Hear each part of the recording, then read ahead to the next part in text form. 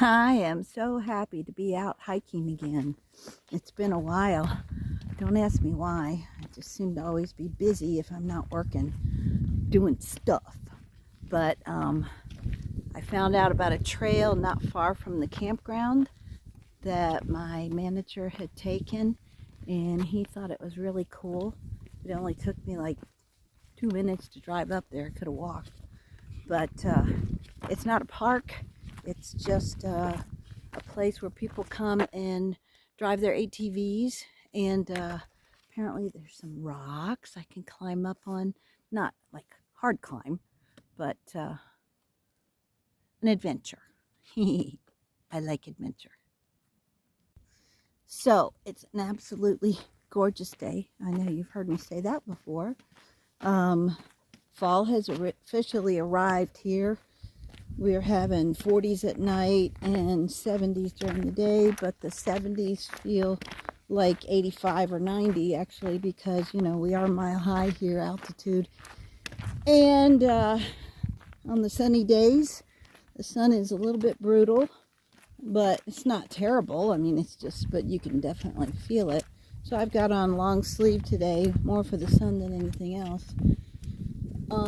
And I'm just gonna go explore around here. Looks like some people have been doing some camping. Great place to do it. You're off the road, but you're not away from civilization. There's dog tracks and other animal tracks out here. Not sure exactly what they are, but more than likely they're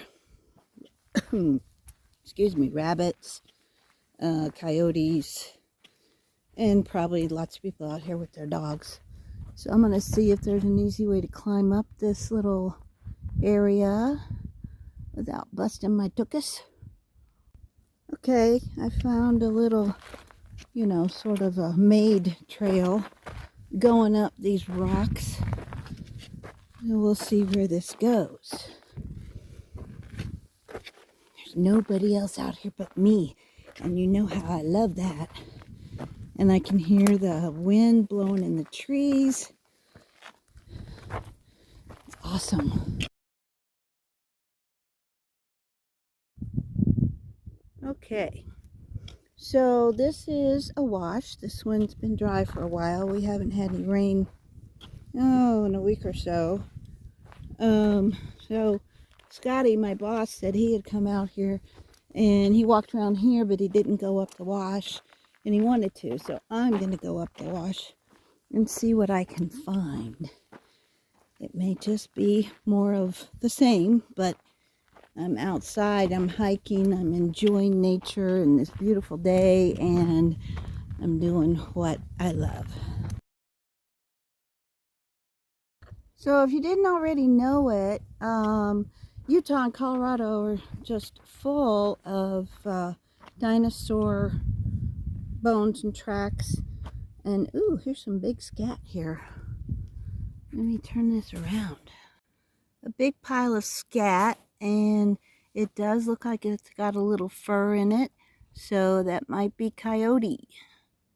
Anyway, what I was saying is Utah and Colorado have a lot of dinosaur bones and tracks and whatnot, and I got the chance to go on a dinosaur dig a few weeks ago when it was raining, or rainy weather for a couple of days, and I was so busy doing what I was there to do, which was volunteer to help dig, that I didn't take a single picture. Now, with that said, there was nothing really to take pictures of in terms of being able to see the bones. This is an early stage dig where the paleontologist found it, uncovered a little bit, but then the little bit that she had uncovered, they had to cover with some sort of protective, I don't know, plaster of Paris or something like that, that would protect them while they were continuing to excavate around the site. So continuing with my dinosaur dig story, I found out about a dinosaur dig about an hour and a half away from where I'm at the campground, and they were looking for some volunteers, aka slave labor. Um, so I contacted them and they said, come on. And they invited me to camp there, but I just didn't have the means to. I didn't bring camping gear. I don't have my tent or sleeping bag or anything. I didn't want to drive my RV there because it's down a dirt road, washboardy for, I don't know, it was like 15 miles, I guess, in the back country. And plus I have my cat and I didn't want to have to worry about somebody else taking care of her. So I declined the sleepover. I just went for the day, and it was very exciting. I mean, number one, it was a dinosaur dig with a real paleontologist for a T-Rex. Okay, that's like a once in a lifetime. Um, and when I got there, well, I have some video about when I first got there before the dig, but the morning of. I'll add that into this so you can see what's going on. But the PS to the story is, so we were there. It rained on us. We all had rain gear. We kept working. We were just digging dirt and throwing it out of the way, making it easier for the paleontologists to get in there and do their thing. So 5 o'clock came and we decided, or the paleontologist said, okay, quitting time. Well, it was a 1.5 mile hike into the dig site. It was about a mile drive into the back country to the base camp that they had set up. So we hiked a 1.5 miles in, and then when we got done, a 1.5 miles out, no big deal. We got back to the base camp, and Katja, the paleontologist, kept on asking me to stay, and I was like, yeah, I just don't think it's a good idea. However, I was going to be off the next day, so I said, I'll call you and let you know if I want to drive back tomorrow.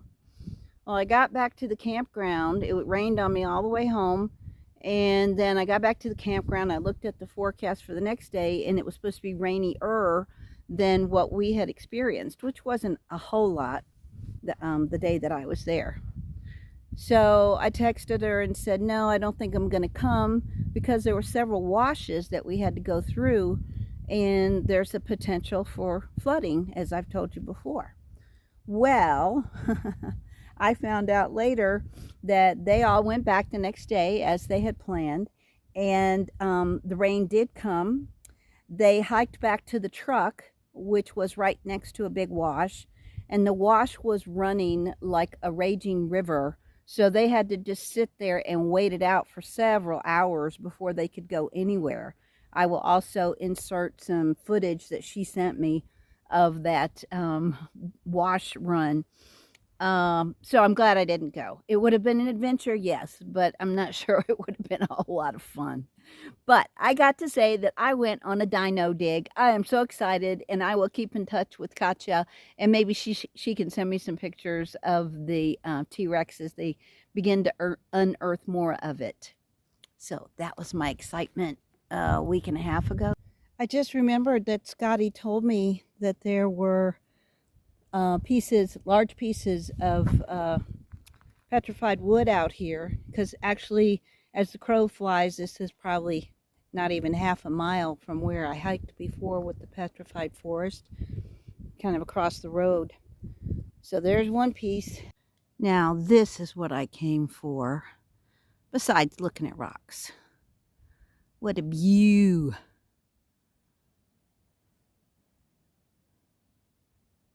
Nice.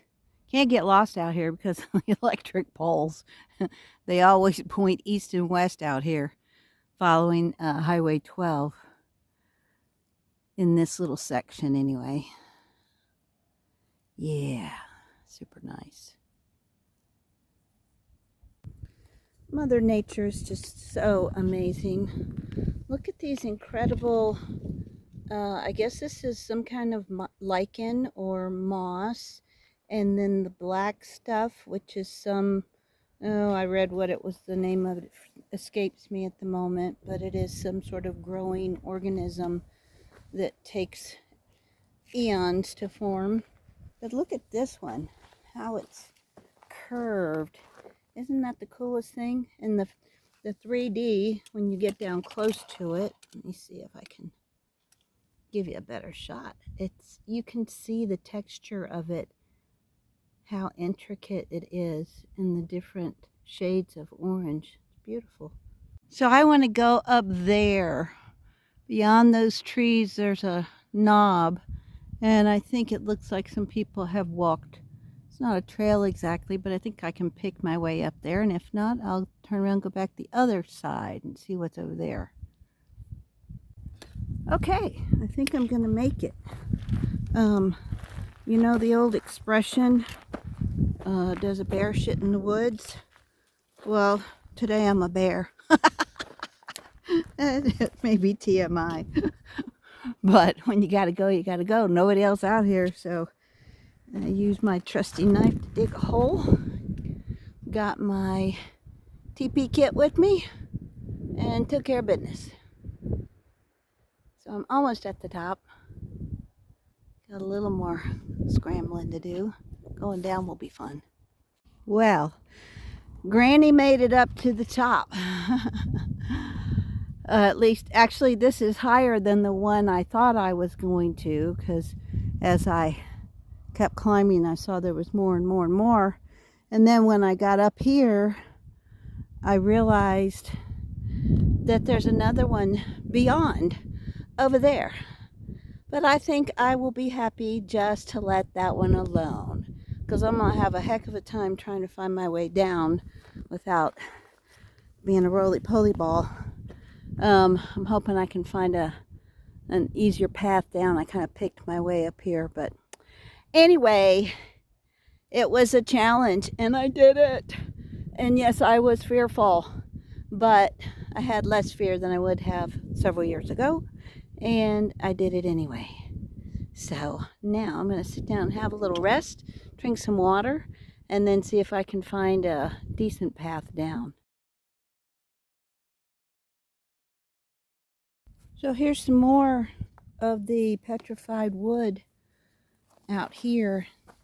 This kind, you can actually see the tree rings. That's really cool. They're not as colorful as the ones over in the park that I saw, but they're a little more defined in terms of the rings. So I was on my way back down. I did find an easier way down than what I came up the front side, and I guess the back side is a little less hair-raising. So I've been going down, but then I saw that up ahead off to the side, and I'm like, okay, I gotta go see that. So that's where I'm on my way. And this is obviously a route that the animals like, because the ground here is just filled with different kinds of tracks and scat.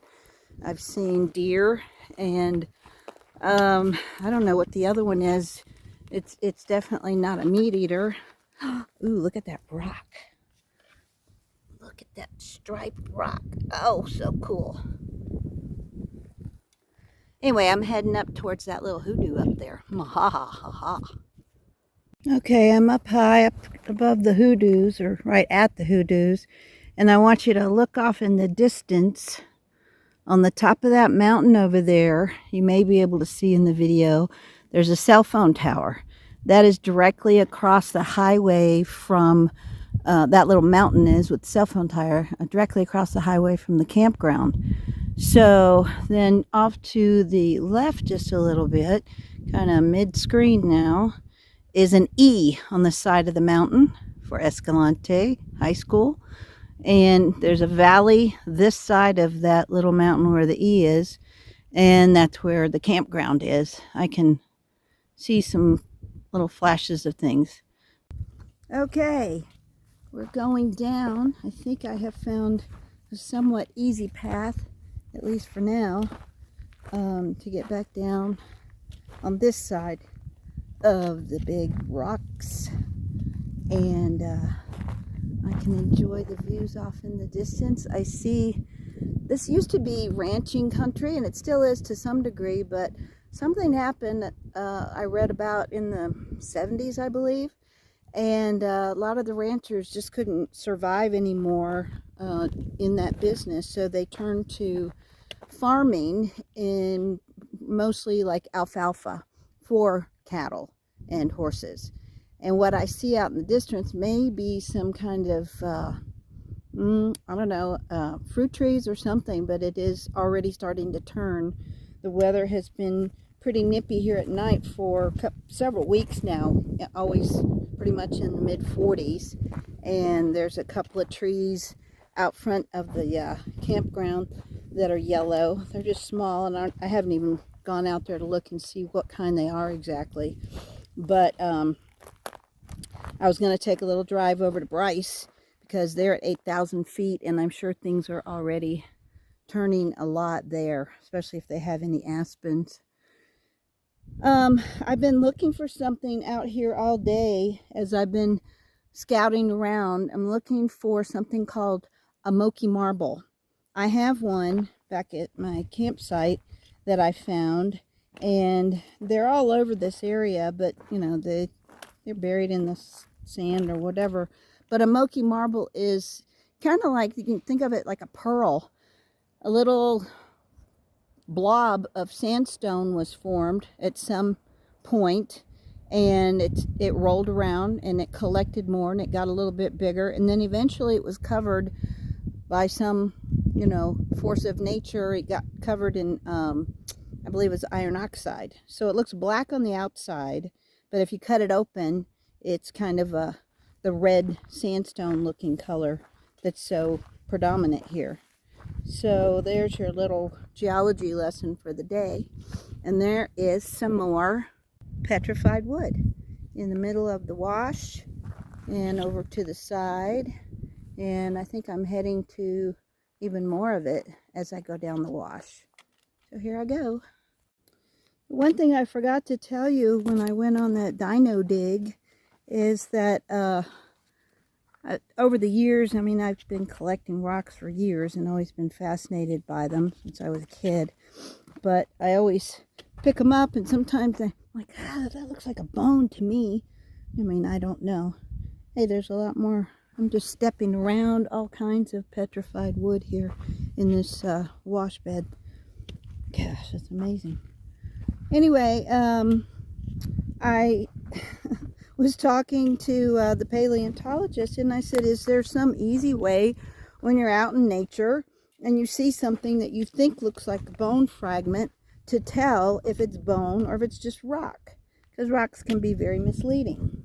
And she not only told me, but she demonstrated that if it's actually bone, you can stick it on your tongue and it will stick almost like that famous scene in the Christmas Story where the little boy sticks his tongue on the ice cold metal pole.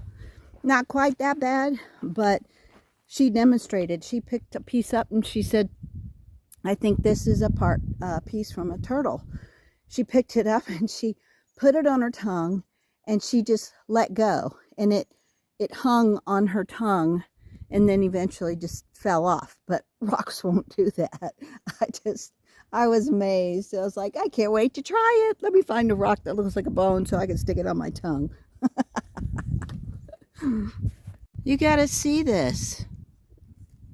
Can you see the impressions in this rock? If I can get close enough. I don't think that's man-made, but it could be. I mean, there's petroglyphs all around in this area. But can you see the way the swirls? Golly, that's just amazing. I mean, they go around to the side here. It's actually, it looks like layers over here, but in the middle, it looks like a carving. Oh my, what a find. I love it. I don't think I finished telling you about the Moki marbles. So the Moki marbles, I have one at home. I'm going to show it to you when I get back. I haven't found any out here. But they're very obvious because they can be as small as marble, but they can be larger as well. They can be more up to the size of like a ping pong ball, and smaller than a marble. But I think the majority of them are around marble size. And they call them Moki marbles because this area of Utah and western Colorado, it was one of the indigenous people's names was the Moqui, M-O-Q-U-I. So Moqui marble, named after the area and the people that were in this area. And I'll show it to you when I get back to my campground. I'm really kind of ashamed of myself for not actually walking here if I'd realized just how close it was. So next time. But tomorrow is going to be Singing Canyon, and that will be beautiful. When I get back to my campsite, I will show you the Moqui marble, which I'm so excited that I found actually in my site as soon as I drove up there. It was amazing. And I didn't know what it was. I was just like, oh, look at this. This looks like a perfect little marble. And then I took it to a gal I know who's an amateur geologist. And she said, oh, that's a Moqui marble. So I started looking them up. Anyway, I had fun. I actually only did like a mile and a half. But I'm going to attach the map of what I did. I did map my hike, and you can see it's all over the place. But it did take me about 2 hours and 15 minutes because I'm just so gawky. Okay, see you later.